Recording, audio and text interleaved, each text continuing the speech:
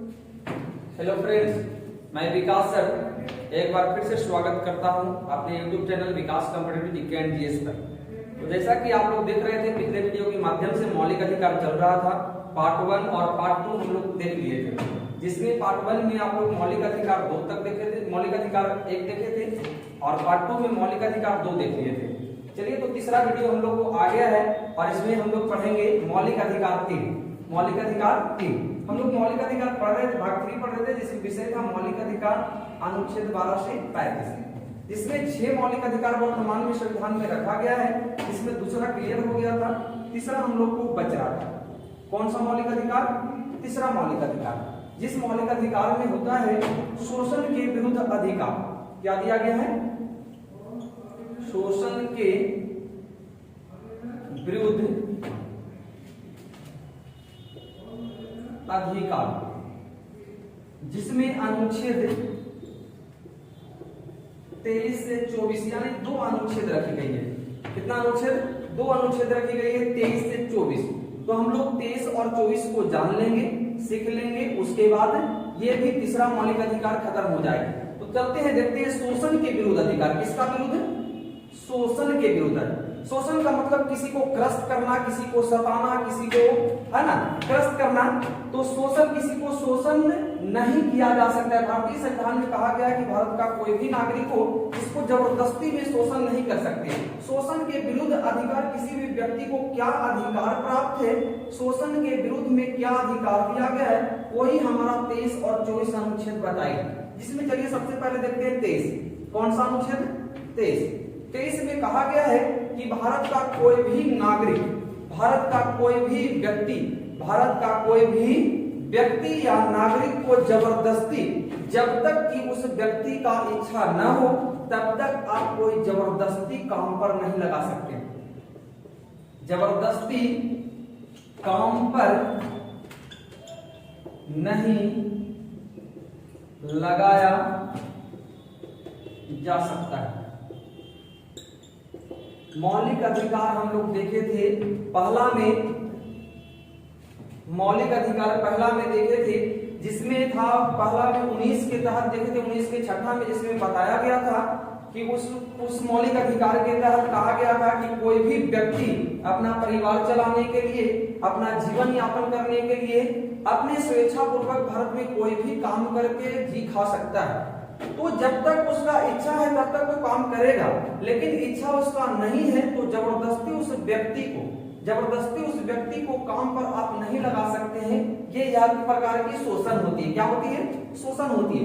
वही हमारा 23 अनुच्छेद में रखा गया है, और 23 के तहत भारतीय संविधान यही मौलिक अधिकार प्राप्त करती है कि कोई भी व्यक्ति को जबरदस्ती उसके इच्छा के विरुद्ध कोई भी काम आप नहीं करवा सकते। या तो दूसरा में इसमें कह सकते हैं कि किसी भारत में कोई भी नागरिक को खरीद बिक्री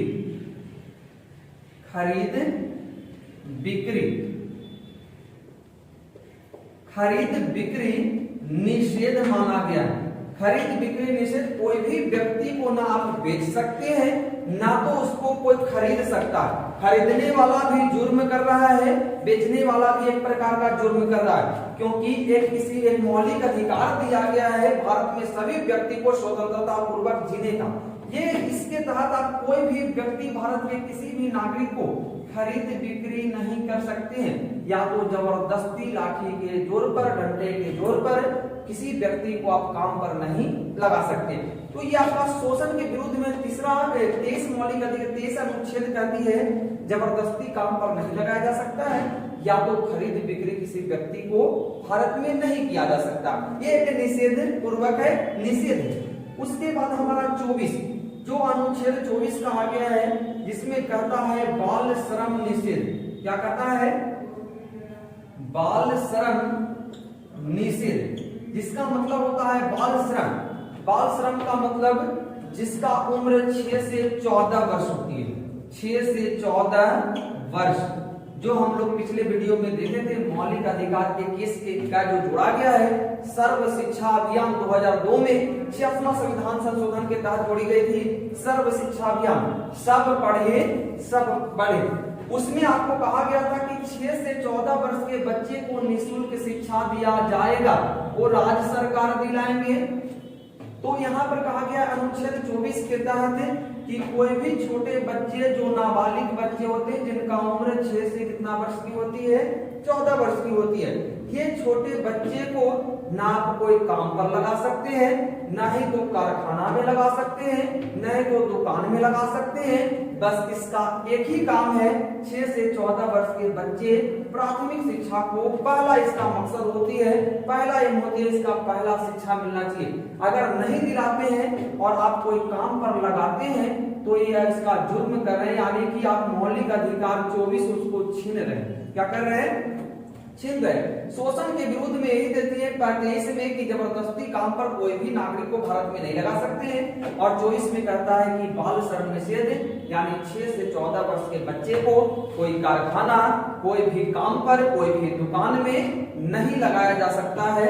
और ये आपका मौलिक अधिकार कितना? 3 खत्म होती है। कितना? मौलिक अधिकार 3 खत्म होती है। इसके बाद हम लोग चौथा मौलिक अधिकार पढ़ेंगे। कितना मौलिक अधिकार? चौथा मौलिक अधिकार पढ़ेंगे, जिसका नाम होती है, आगे देखिए,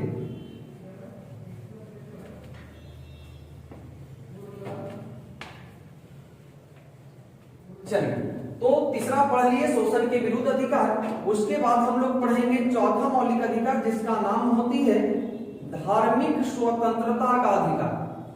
धार्मिक स्वतंत्रता का अधिकार, अनुच्छेद 25 से 28 तक। कितना से कितना तक? 25 से 28 तक। कितना से कितना? 25 से 28। डायरेक्ट क्वेश्चन पूछ सकता है आपसे कि धार्मिक स्वतंत्रता का अधिकार अनुच्छेद कितना से कितना तक संविधान में रखा गया है, तो 25 से 28 तक। कितना से कितना तक? 25 से 28 तक। तो समझते हैं कि धार्मिक स्वतंत्रता का अधिकार क्या होती है। चलिए, धार्मिक का मतलब होता है कोई भी धर्म, किसी भी धर्म के बारे में आपको स्वतंत्रता का भारत में अधिकार दिया गया है, जिसमें कितना से कितना? 25 से 28। तो आते हैं 25, 26, 27, 28, यानी 4 अनुच्छेद को देख लेंगे। मौलिक अधिकार हमारा कितना? चौथा समाप्त हो जाएगी, जिसमें धर्म से संबंधित स्वतंत्रता दिया जाता है। तो आते हैं धार्मिक स्वतंत्रता का अधिकार 25 से कितना? 28 में। सबसे पहले हम लोग 25 देखते हैं कि भारतीय नागरिकों को 25 में क्या कहती है? धर्म से संबंधित। तो सबसे पहला 25 में कहता है कि कोई भी भारत का नागरिक, जो भारत का नागरिक है, मूल निवासी है, उसको भारत में फ्रीडम है, स्वतंत्र है, किसी भी धर्म को मान सकता है। किसी भी धर्म को मानने की अधिकार, कोई भी धर्म को मानने का, किसी भी धर्म को अपनाने का, किसी भी धर्म को स्वीकारने का अधिकार प्राप्त है। या तो 25 ही कहता है कि कोई व्यक्ति किसी दूसरे धर्म से जुड़ा है, लेकिन उसके मन के मुताबिक वो कोई भी धर्म का प्रचार प्रसार कर सकता है। कोई भी धर्म का प्रचार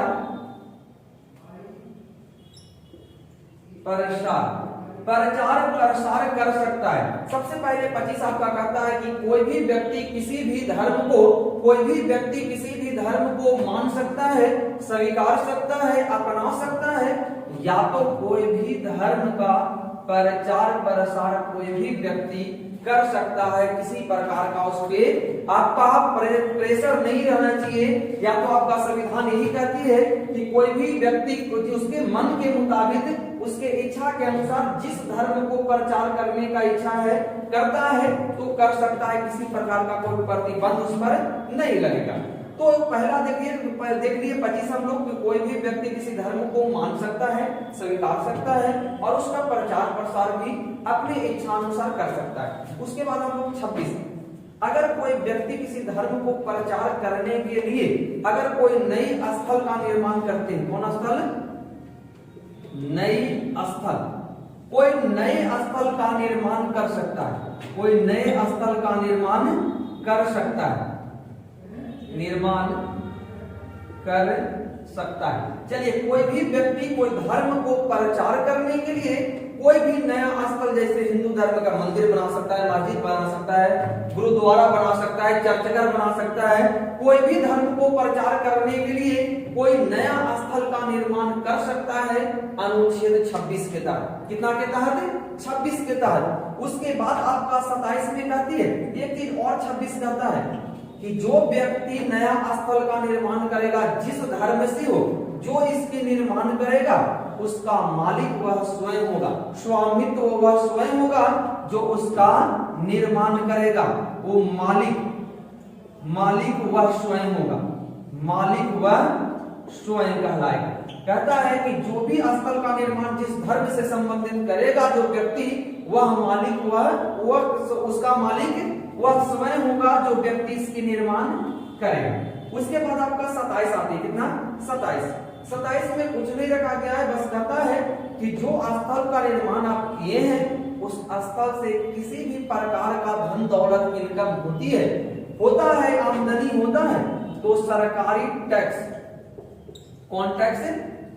सरकारी टैक्स, राज्य कर हो, केंद्र कर हो, भारत सरकार का टैक्स हो या तो राज्य सरकार का टैक्स हो, सरकारी टैक्स उस नए स्थल या धर्म के नाम पर किसी भी प्रकार का सरकारी टैक्स नहीं लगती है। सरकारी टैक्स फ्री होती है। क्या होती है? सरकारी टैक्स फ्री होती है, धर्म के नाम पर कोई भी टैक्स नहीं लगता है। उसके बाद हम लोग लास्ट में 28 में 3 बात कहती है। कितनी बात है? 3 बात कहती है। ऐसे तो मोटा मोटी जो मान सकते हैं इसको कि धर्म के नाम पर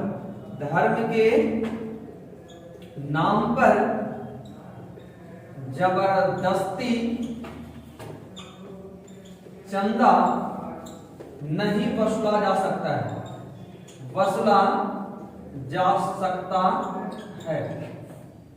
धर्म के नाम पर जबरदस्ती चंदा नहीं। कोई भी धर्म के नाम पर, किसी भी धर्म के नाम पर किसी व्यक्ति से इच्छा अनुसार आप चंदा ले सकते हैं, लेकिन डंडे के जोर पर किसी भी तरह से जबरदस्ती चंदा अगर वसूलते हैं तो उसका 28 अनुच्छेद आप छीन रहे हैं। उसका जो 28 मौलिक अधिकार जो मिला है वो आप छीनने की कोशिश कर रहे हैं। कोई भी व्यक्ति से धर्म के नाम पर जबरदस्ती चंदा आप नहीं वसूल सकते हैं। वो जो इच्छा होगी वो देगा आपको।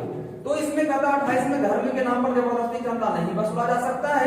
दूसरा कहता है 28 का सेकंड,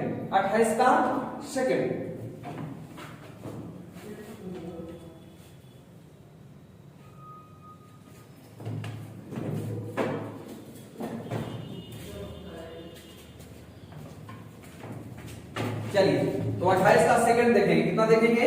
28 का सेकंड। 28 में 2-3 बात दिया गया है। पहला तो देख लिए कि धर्म के नाम पर जबरदस्ती चंदा नहीं वसूल सकता है। कोई भी व्यक्ति धर्म के नाम पर आपसे चंदा नहीं मांगेगा, धर्म के नाम पर जबरदस्ती चंदा नहीं मांगेगा। चंदा तो मांग सकता है, लेकिन जबरदस्ती चंदा आपको देने का इच्छा नहीं है तो जबरदस्ती भी नहीं कर सकता। उसके बाद 28 का सेकंड कहता है, 28 का सेकंड, 28 का कितना? सेकंड कहता है कि कोई भी सरकारी संस्था, किसी भी सरकारी संस्था, किसी भी सरकारी संस्थाओं में, जैसे में गांव देहात में होती है या गांव स्तर पर होता है, पंचायत भवन हो गया, प्राथमिक विद्यालय हो गया, आंगनबाड़ी केंद्र हो गया, ये सब सरकारी संस्था में किसी भी धर्म की प्रचार नहीं कर सकते। कोई भी सरकारी संस्था में धर्म की प्रचार नहीं किया जा सकता है, नहीं किया जा सकता है। चलिए 28 ही कहता है कि किसी भी सरकारी संस्था जैसे स्कूल हो गया, पंचायत भवन हो गया, आंगनबाड़ी केंद्र हो गया, वो सब सारी चीजों में कोई भी धर्म की प्रचार नहीं कर सकते हैं। अगर ऐसा करते पकड़े गए तो आप पर कानूनी कार्रवाई किया जा सकता है। उसके बाद आपका 28 का थर्ड कहती है, 28 का थर्ड कहती है कि 6 से 14 वर्ष के बच्चे को, या तो कह सकते हैं किसी भी प्राथमिक स्कूल के बच्चे को कोई भी धर्म प्रचार में नहीं लगा सकते हैं, किसी भी धर्म प्रचार में नहीं लगा सकते, धर्म प्रचार में नहीं लगाया जा सकता है, नहीं लगाया जा सकता है। तो चलिए 28 भी क्लियर हो गया। फिर से एक बार हम लोग देख लेंगे कि चौथा मौलिक अधिकार जो हम लोग का था धार्मिक स्वतंत्रता का अधिकार, जिसमें रखा गया था 25, 26, 27 और 28।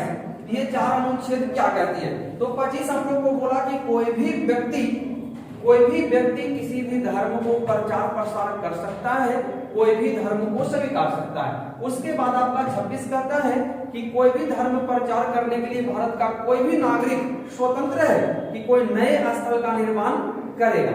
जो नया स्थल का निर्माण करेगा उसका मालिक वह स्वयं होगा। 27 कहती है अगर उस स्थल से ज्यादा आमदनी आने लगा, ज्यादा इनकम आने लगा, तो उस पर किसी भी प्रकार का सरकारी टैक्स नहीं लगेगी, क्योंकि धर्म के नाम पर भारत में किसी भी प्रकार का टैक्स नहीं लगती है। उसके बाद आपका कहता 28 में धर्म के नाम पर जबरदस्ती चंदा नहीं वसूला जाएगा।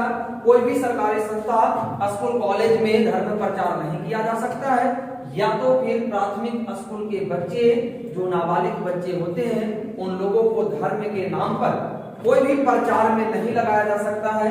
ये आपका मौलिक अधिकार कितना? चौथा करती है, जो धर्म से संबंधित अधिकार प्रदान करती है 25 से 28 तक। 25 से कितना तक?